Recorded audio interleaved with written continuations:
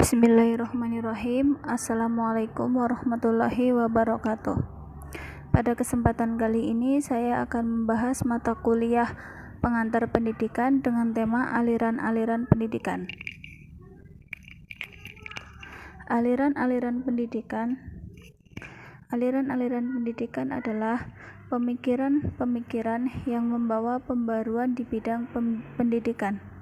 Pemikiran-pemikiran tentang pendidikan telah dimulai dari zaman Yunani kuno sampai kini. Aliran-aliran pendidikan ada 3 macam. A. Aliran-aliran klasik. B. Gerakan baru pendidikan. C.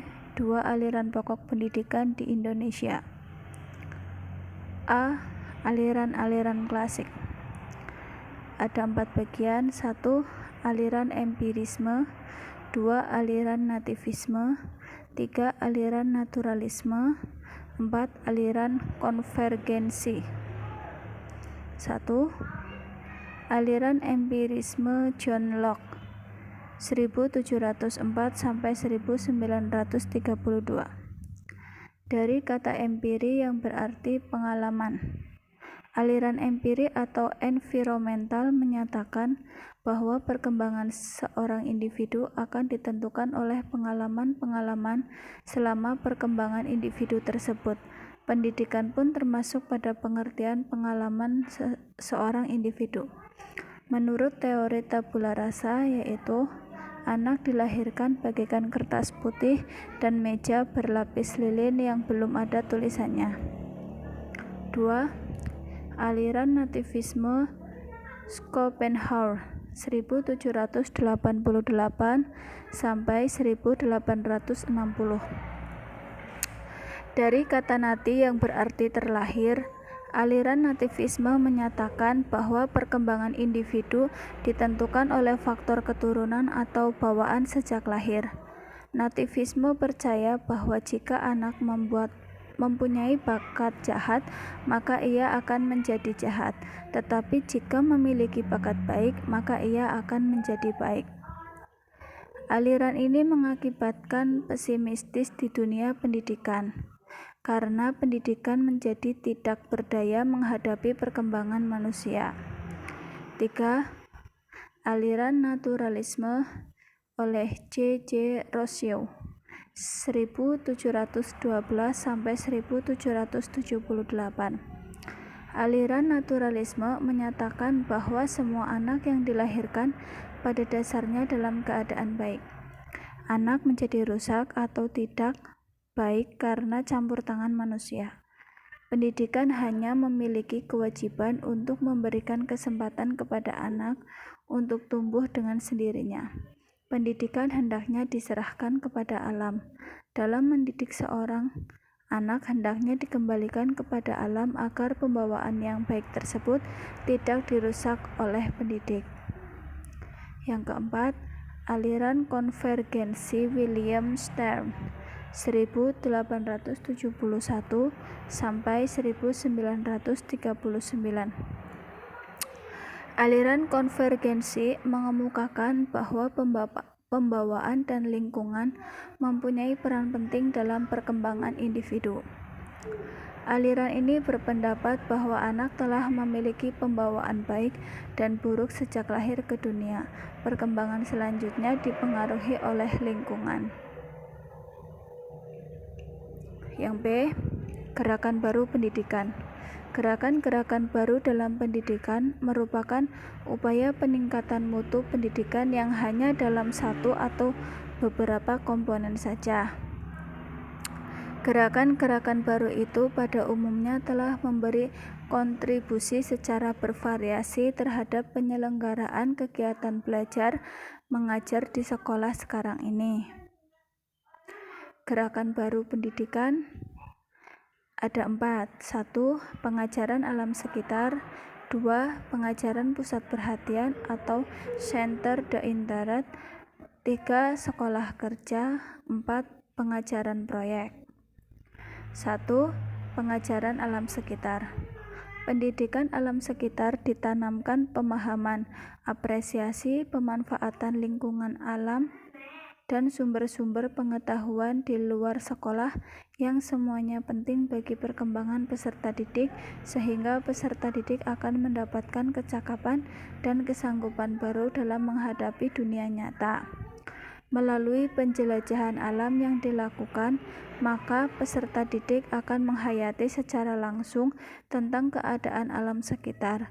Belajar sambil mengerjakan sesuatu dengan serta-merta memanfaatkan waktu senggangnya. 2. Pengajaran pusat perhatian atau Centers the Interest dikemukakan oleh Ovid de Grolly. Pengajaran disusun menurut pusat perhatian anak. Dari pusat perhatian ini kemudian diambil pelajaran-pelajaran lain. Dalam pengajaran ini, anak selalu bekerja sendiri tanpa ditolong dan dilayani. 3. Sekolah kerja dikembangkan oleh George Kersensteiner. Bentuk sekolah untuk menjadi warga negara yang baik, yaitu mendidik anak agar pekerjaannya tidak merugikan masyarakat dan justru memajukannya. Oleh karena itu, sekolah wajib menyiapkan peserta didik untuk suatu pekerjaan. Pekerjaan tersebut hendaknya juga untuk kepentingan negara. Jadi,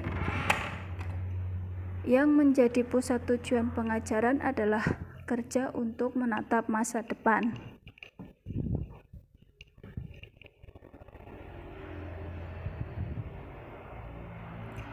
4.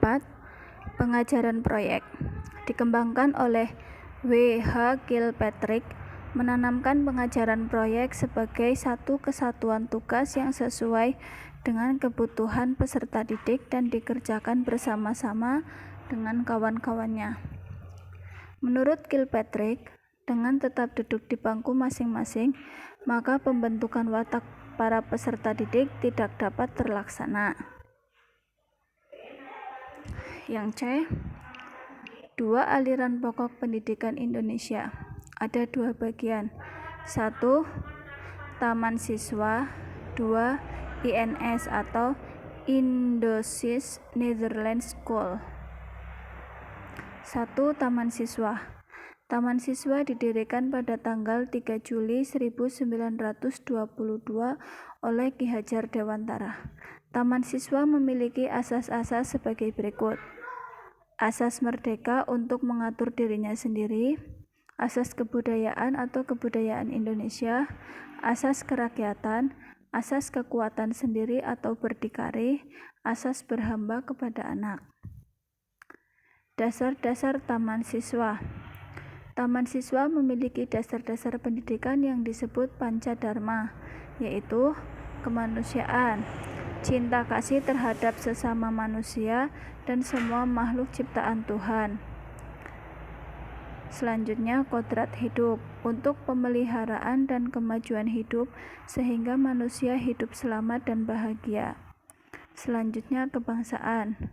Tidak boleh menyombongkan bangsa sendiri, tidak boleh bertentangan dengan kepentingan umum. Selanjutnya, kebudayaan.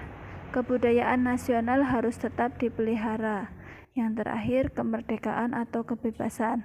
Apabila anak tidak diberikan kemerdekaan, maka akan menghambat kemajuannya. Semboyan Ki Hajar Dewantara. Ki Hajar Dewantara juga mengajarkan semboyan kepada pendidik, yaitu ing ngerso sung tulodo, artinya memberikan teladan kepada peserta didik ketika berada di depan. Ing madya mangun kerso, artinya membangun semangat kepada peserta didik ketika berada di tengah.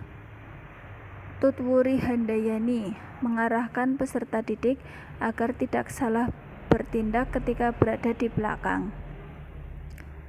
2.